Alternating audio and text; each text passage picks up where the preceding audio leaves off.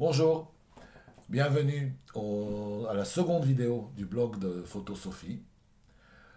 Comme je l'avais promis la dernière fois lors de l'introduction, lors de la première vidéo, je vais chaque fois présenter une photo différente de la série Photosophie.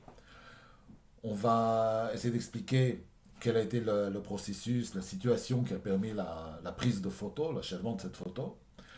Et je vais un peu parler de ce que cette photo m'inspire, de ce qu'à mon avis au niveau philosophique on peut comprendre de cette photo. Donc la photo que j'ai choisi de présenter aujourd'hui est un peu une de mes photos phares, une photo que j'aime beaucoup. Ici vous la voyez terminée, donc dans son cadre 60 sur 60 avec le texte. Là il s'agit d'un texte en hébreu, évidemment la même photo, vous pouvez la retrouver sur le site web avec le texte en hébreu, en anglais, en français ou en espagnol. Et cette photo, je l'ai appelée le moment décisif.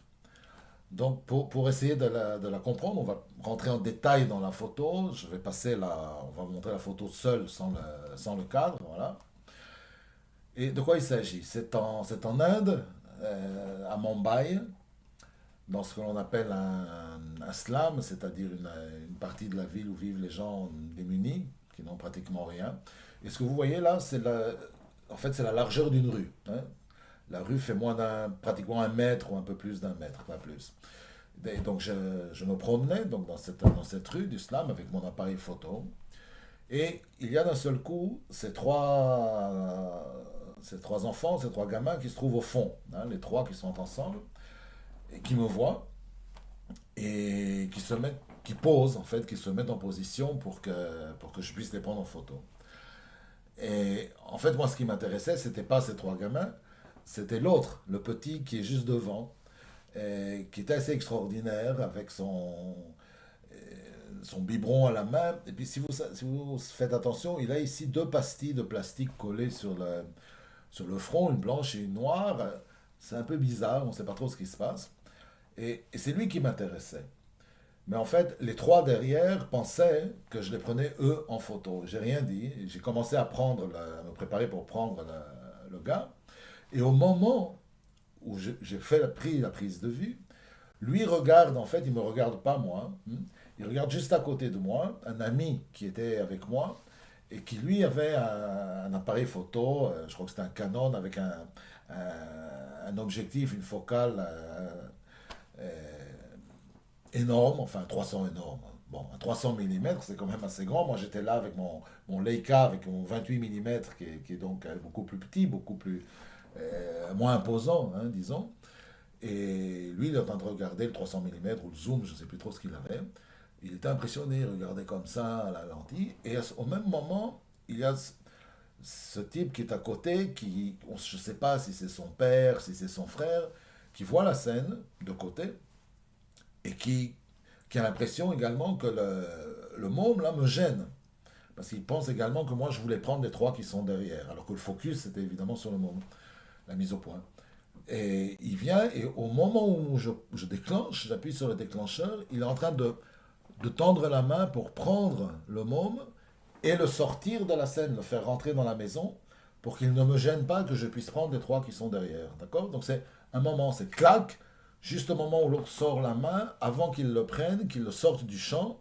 Les trois qui sont derrière, qui sourient, qui pensent que je suis en train de les prendre, alors qu'en réalité, la mise au point, le focus est sur le petit. Bon, et c'est tout un ensemble d'histoires différentes qui se mélangent, hein, les unes avec les autres et qui donne ce moment, qui est en fait un moment décisif, comme le disait Henri Cartier-Bresson, ou plutôt comme on le fait dire, hein, Henri Cartier-Bresson.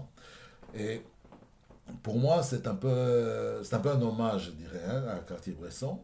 C'est aussi quelque chose d'extraordinaire. Ça me rappelle une phrase de Cartier-Bresson quand, quelques années avant sa mort, pour la première fois, lors d'une interview qu'il a accordée à Paris, dans son appartement rue de Rivioli, et un journaliste lui demandait mais quel était son secret, comment il a fait pour prendre cette fameuse photo qui s'appelle la place de l'Europe, qu'il a prise juste au moment où un type est en train de sauter par-dessus sur une flaque.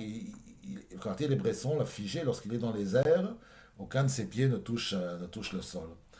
Et Cartier-Bresson n'avait jamais voulu dire comment il avait pris cette photo. On pense qu'on est dans les années 30.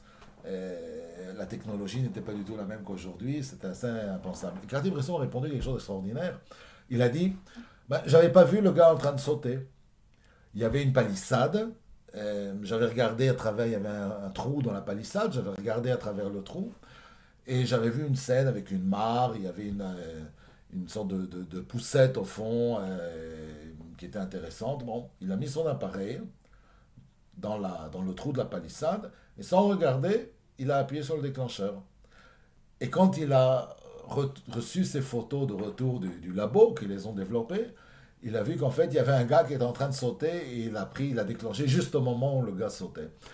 Donc le journaliste qui a reçu cette réponse était assez interloqué et il a dit à Cartier-Bresson, bon, enfin si je comprends bien, euh, donc vous l'avez pas vu, c'est juste un problème de chance, en fait. Et Cartier-Bresson répondait oui, mais c'est toujours de la chance. Il n'y a que la chance qui compte. Il n'y a que cela qui importe.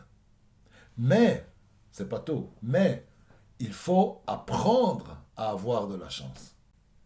Et c'est ça qui est extraordinaire. Il faut apprendre à avoir de la chance.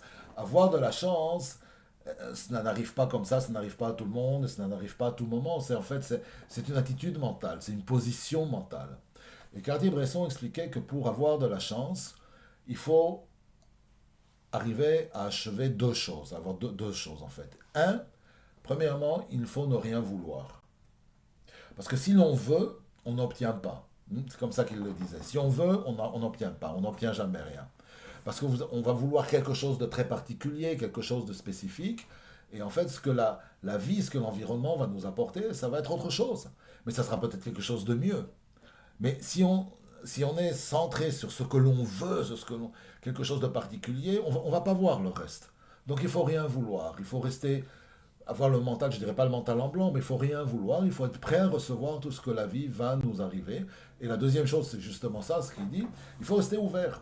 Il faut pouvoir tout accepter. Il faut être prêt à accepter l'inconnu, la chose que l'on n'attend pas et qui arrive. Et si on a cette attitude mentale, si on a le mental ouvert à accepter ce qui va arriver, et si on ne veut rien, eh bien en réalité, on va avoir de la chance, quelque chose va se passer, on va être capable de le prendre en photo, et ça va être le moment décisif. Donc, pour moi, c'est un peu ça. C'est l'histoire de cette photo. C'est pas quelque chose que je voulais, c'est pas quelque chose que j'attendais, c'est pas quelque chose que j'imaginais. C'est arrivé et je l'ai pris et c'est venu comme ça. Et en fait, je me suis rendu compte, après avoir pris la photo, de ce contraste entre plusieurs histoires qui étaient ensemble. Et bon, et alors au-delà de la photo, qu'est-ce que l'on peut comprendre de ça? Ben, je crois que c'est aussi une manière de savoir vivre. Hein.